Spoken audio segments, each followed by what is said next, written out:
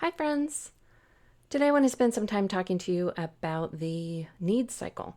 This is going to be foundational for material that we cover in our community on this channel, and also anybody who's starting mental health counseling of any kind. A lot of our self-help groups cover this sort of material. This is the premise of anything attachment related.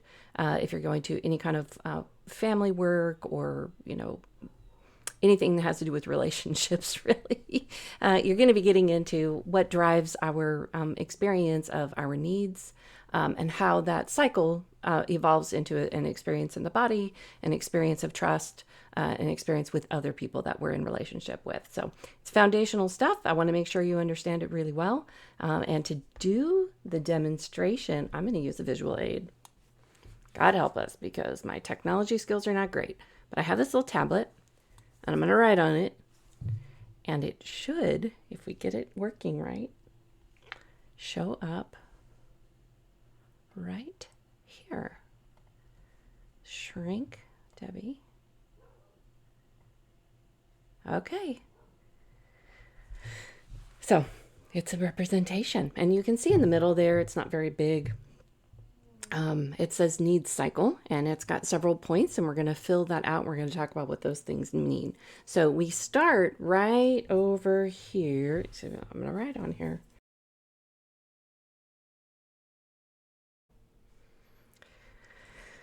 Till I get used to this technology, it is probably going to be a little bit clippy. Anyway, where were we? Oh, I was going to demonstrate to you the need cycle. And with this, we're going to begin with the concept of having a need. And I think it's helpful to think about a baby. Baby's the easiest one to think about, needy little creatures that they are. So baby comes on the scene, and the baby has all kinds of needs. They're hungry, they need diaper changes, they get lonely, they get bored. They don't know how to handle their fear or their happiness or anything. They don't know how to regulate their little systems. So they come on the scene. They have quite a bit of needs. And we're going to write that right over here at the beginning of our cycle. This is where we begin with need. So with a need, what does a baby do when it has a need? You're right. They cry. They use their voice, which in a baby is a cry. Oops, that's messy. So crying is the way that a baby uses their voice. And then what happens when the baby cries, right? We scoop in and solve the problem. So the caregiver responds. So you can start to see where we might have some problems if we have issues with the caregiver. If the caregiver is neglectful, if the caregiver's gone, if the caregiver is harsh or, has their own PTSD and things going on, they may have some trouble dealing with the needs and the voice. And we may not get when we imagine ourselves as that little baby with our needs and our voice, we may not get the response that would be most appropriate for all of our development. We might get a response that sends us in a direction that's going to need some correction. And that's very hard. The correction in this area is particularly hard, and we'll talk about that more as we get to know one another. But that sort of repair work belongs in the brainstem. These early interactions are the first part of the building of the brain. So we are in the lower parts of the brain, and the lower areas of the brain are the hardest to, they're not as plastic as the rest of our ability to change. So, and we'll talk about more about that and the research behind that statement, etc. But this caregiver response, you could see where things might start to get a little bit wonky for a baby who's got basic human needs of food and comfort and cleanliness and that sort of thing. So we could see already some potentials of where that might go wrong. So we begin with a need, we voice that need, caregiver responds. Now again, this is an infant model that we're talking about. Same thing applies to adults and teenagers, believe it or not. One of my favorite people ever to listen to lecture, we'll talk about more later, but every time he thinks about any person, He thinks, what does that baby need? It all begins with what do we need? So now we think about, like, let's imagine that that baby had a need for food because that baby was hungry. And that baby cried, and the caregiver, the mom or the dad or the foster care provider or the big sister, whomever, the caregiver responds. And what happens to the baby? So caregiver responds in a healthy way, gets that baby, nurses the baby, feeds the baby. What happens to the baby? Then the baby feels satisfaction. So we have a feeling of satisfaction. The body feels satisfied. What else does the body feel? The body feels relaxed. Think about those little babies right after they get fed. Just kind of go into that little food coma, or they might fall asleep. It's kind of blissed out, relaxed. And what happens with that is we develop a sense of trust. So baby's learning trust. We're learning trust. This is the need cycle is also called the trust cycle. We're learning trust, and trust is so interesting because we're learning trust at all along the cycle. So, pardon for looking down, but this is what I'm making the drawings down here so you can see it up on the screen. So thinking about that, what are we learning how to trust? So we are trusting, I know you can think of it already, that the caregiver will meet those needs. And that is where our beginnings of our ability to trust one another in relationship happens, right here from the very beginning. So what else do we learn to trust? We learn to trust that our needs are something to be attended to. So if I, as an infant, have an experience of my body feeling needy, and I express those needs, somebody responds to those needs, my body experiences satisfaction, relaxation, I trust that my needs are something to be attended to. If I'm hungry, my body should be nourished.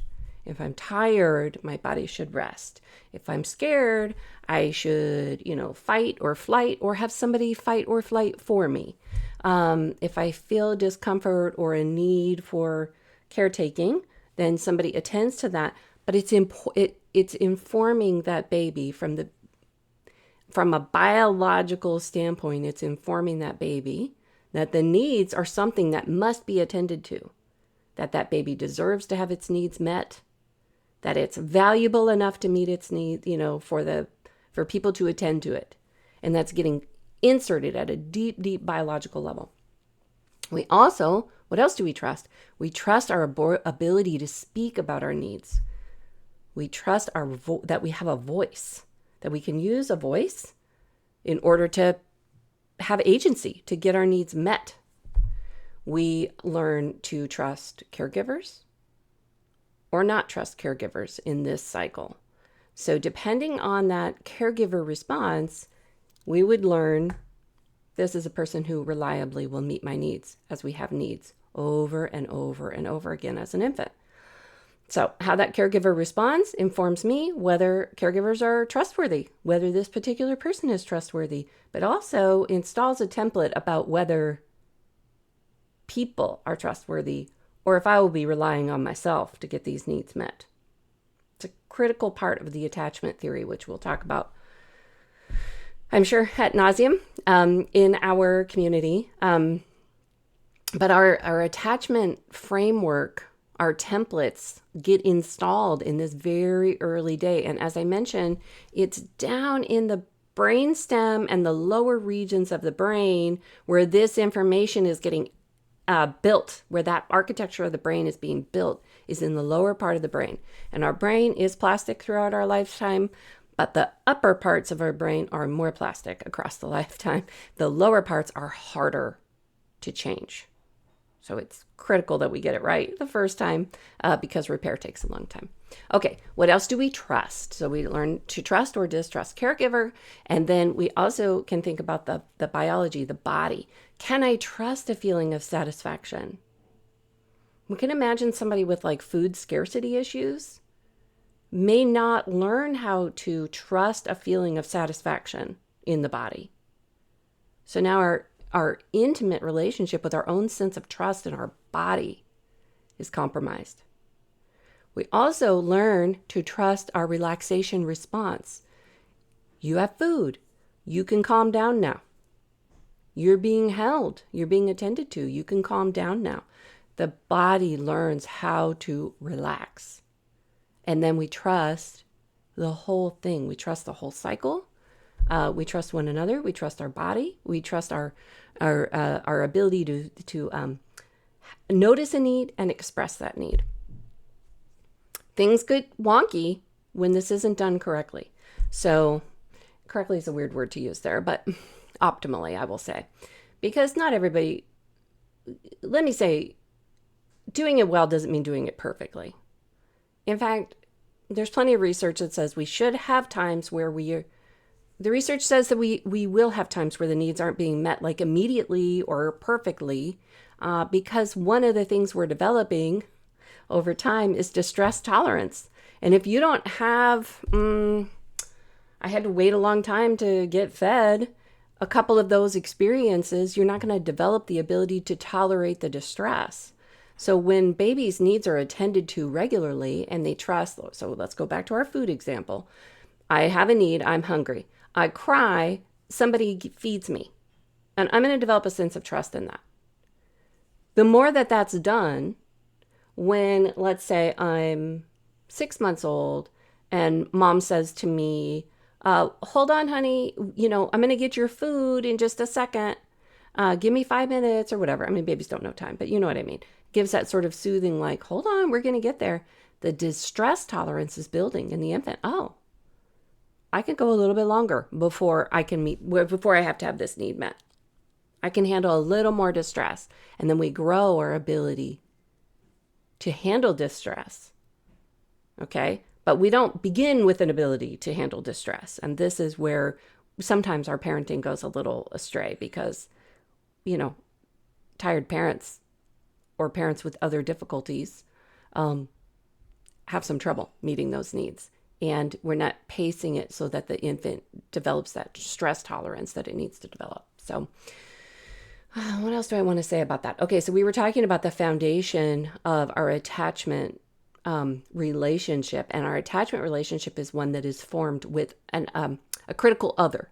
So we think of moms and dads, grandparents, big sisters, anybody who's doing the regular interactions, the consistent, person who that is. Might be a foster parent, might be grandma, it might be big sister, big brother, it might be yourself. Whoever is consistently meeting the need is what you pop into the needs cycle. I'm